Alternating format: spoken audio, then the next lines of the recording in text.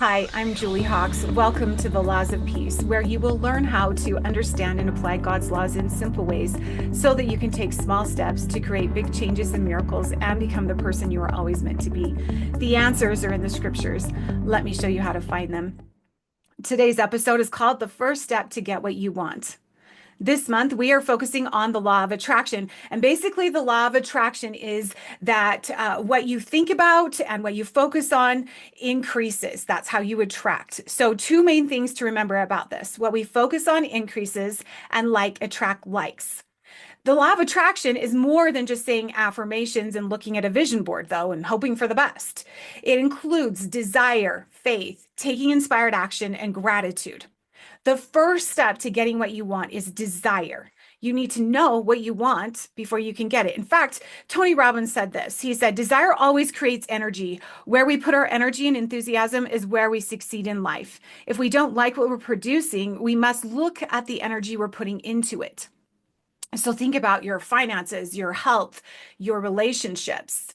How does that apply to that? And then one more from Wallace D. Watts. He said, if we get enough energy into one desire, we can do anything, for that is how faith is created. So let's look at this from a scriptural perspective. Now, remember, like attracts like, and what we focus on increases. So if we go to D&C 88, verse 40, this is what it says. For intelligence cleaveth unto intelligence, wisdom receiveth wisdom, truth embraceth truth, virtue loveth virtue, light cleaveth unto light, mercy hath compassion on mercy, and claimeth her own. Justice continues in its course and claimeth its own. Judgment goes before the face of him who sitteth upon the throne and governeth and executeth all things. Basically, we receive what we already are. Like I said, it's not just about saying affirmations and going, it's about becoming something, because we attract to us what we are. And so this is about becoming. Raymond Hollywell said this. He said, our predominant mental attitude is the primary cause of most everything that comes into our lives. So what's your predominant attitude? Therefore, this is from Nellie Maxwell. Therefore, what we insistently desire over time is what we will eventually become and what we receive in eternity. Let me read that one more time. What we insistently desire over time is what we eventually become.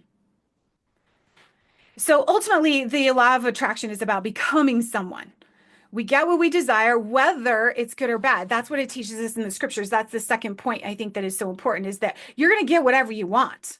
Whatever you are desiring, whether it's good, whether it's bad, what you focus on increases. And what you are is what you're going to attract. So let's jump over to Alma chapter 29, verses 4 and 5. This is what it says. I ought not to herald my desires in the firm decree of a just God, for I know that he granteth unto men according to their desire, whether it be unto death or unto life. Yea, I know that he allotteth unto men, yea, he decreeth unto them decrees which are unalterable according to their wills, whether they be unto salvation or unto destruction. A decree is an official order issued by a legal authority. So basically, it's decreed. What you want is what you're going to get. That's the law. So we need to be careful about what we want, right? Dallin H. Oaks said the law of attraction, the universal law of attraction. He said it like from a spiritual perspective. And I love his quote. He says this: desire dictates our priorities. Priorities shape our choices, and choices determine our actions. The desires we act on determine our changing, our achieving, and our becoming. In addition, it is our actions and our desires that cause us to become something. That's the law of attraction wrapped up into one quote. So let's go look at the scriptures and see what else it says. There's a promise. Listen to what the Lord promises Enos in chapter 1. There's only one Enos. Enos 1:12. It says, and it came to pass that after I had prayed and labored with all diligence, the Lord said unto me, I will grant unto thee according to thy desires, because of thy faith. The Lord promised to give Enos according to his desires. Desire is the first step. What do you want? Are you clear about it? Do your desires match the Lord's will for your life? Let's go look at another story. So let's do a little a backstory behind this. So we're going to talk about King Lamoni's father. Now, King Lamoni was a bad guy who had a complete Ammon the arm chopper came and he was a missionary to him, and he had this really great experience with him, and he had a complete conversion. And they were on the road. Driving down the road when they ran into King Lamoni's father. And King Lamoni's father, when he heard about what was happening, was completely upset about this, and he actually wanted to kill. He wanted to kill Ammon, and Ammon said, "Oh no, you don't." And he actually was about to. He had King Lamoni, by a sword, and he was gathering him. And this is what happened. So in Alma chapter 20, verse 21 through 25. Now the king saw that Ammon could slay him, and he began to plead with Ammon that he would spare his life. So before this, King Lamoni is like, "You have to do what I say. I'm in charge. I'm the king." That until he realized that his life was at stake. So he starts to have a perspective change, and he realizes that he's about to die. But Ammon raised his sword and said to him, "Behold, I will smite thee, except thou wilt grant unto me that my brethren be cast out of prison." Now the king, fearing he should lose his life, said, listen to his desire, "If thou wilt spare me, I will grant unto thee whatsoever thou wilt ask, even half the kingdom." He's like, "Don't kill me. I'll give you half of the kingdom." And now when Ammon saw this, he wrought upon the old king to his desires. Like, Ammon's realizing he's about to get what he wants. He said unto him, "If you grant that my brethren may be cast out of prison, and also that Lamoni may retain his kingdom, and that ye be not displeased with him, but grant that he may do according to his own desires," right? He wants to worship God.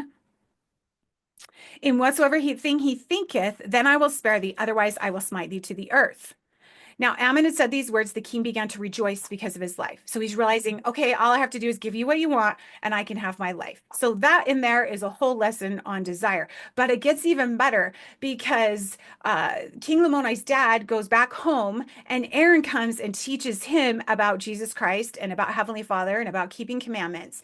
And he has a complete change of heart.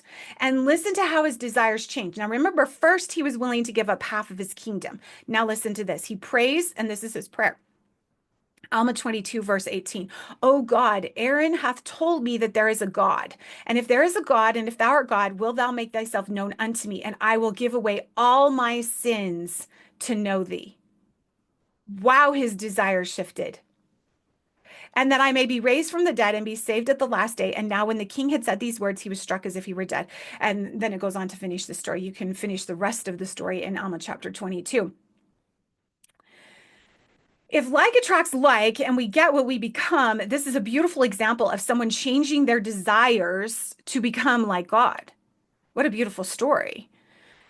And this really speaks to that we want to align our desires with what Heavenly Father wants for us. And as we do that, and as we're really clear on what we want, then that's going to shift and change our priorities, which is going to shift and change our actions, which is going to create real change in our lives so that we can have more money, better relationships, better health, all of those things that matter most. But ultimately, when we are living by law, the law of attraction, then we have more peace in our lives. And that's a really great reason to do that. I want to share one last story with you, but I share it with a little bit of hesitancy for two reasons. First of all, it's intensely personal. And secondly, because just because this is what I did doesn't mean that's what anybody else has to do. Everybody's stories are individual. So years and years and years ago, the Lord gave me a commandment, a personal commandment. He says, "Julie, get off of sugar." And I fought that for 20 years. I would stop eating sugar for, I don't know, a couple of months, and then I'd go back, and then I'm like, yeah, I don't want to. Well, finally, 3 or 4 years ago, the Lord was very insistent and said, "Julie, you need to get off of sugar." And I thought to myself, no, I don't want to get off of sugar. I like sugar. It is my best friend. It makes me feel better when I'm stressed out. It makes me happy when I'm celebrating. It's the first thing I go to when I'm worried and upset. I like sugar. So I actually had to pray for 3 months just for the desire to give up sugar. And I did that. And then I made the commitment after Christmas that I would no longer eat sugar. And honestly, my why really was a lot like what King Lamoni's father was. I realized that I was putting sugar in front of the Lord. And ideally, we want to put the Lord first in our lives. And whenever I was upset or whenever I was sad or whenever I needed anything or whenever I was super happy, instead of taking that to the Lord, I was taking that to a brownie or a chocolate or whatever. And again, I hesitate with this story because Sugar really isn't that big of a deal, but for me in my life, it was. So I made the commitment that I was no longer going to eat sugar, and it was a journey. It was a real journey to give that up, and it blessed my life in a lot of ways. But here's the way that it blessed my life most profoundly that I did not anticipate or expect. Within a month of giving up sugar, my personal income doubled. Isn't that interesting? When I did what the Lord asked me to, He blessed me in ways I had never imagined. So the question I have for you is, what are you willing to give up to align your will with God and become who He wants you to become?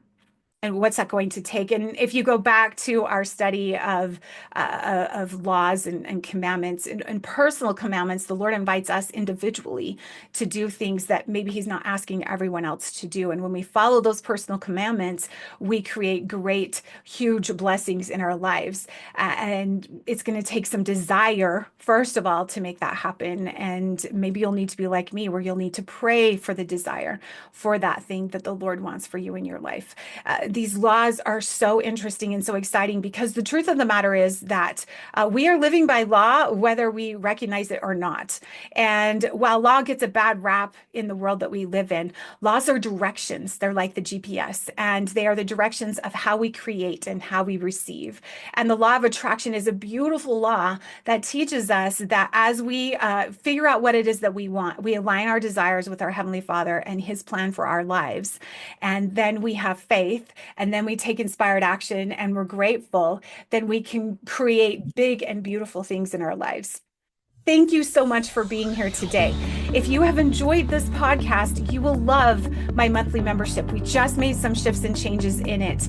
And every week on Monday morning in your inbox, you will receive a simple, small step on how to live this law at a deeper level. You will also receive energy work to help you clear and release anything that's in the way of taking that simple small step, an affirmation, a journal prompt. And each week is different. One week it's all about finances. One week it's all about relationships. One week it's all about your relationship with yourself. And then the other week it's all about growing and strengthening your relationship with God and how that specific law that month works towards that. So if you want to learn more about that, you can find more information in the show notes. Thank you so much for being here. Have a wonderful day.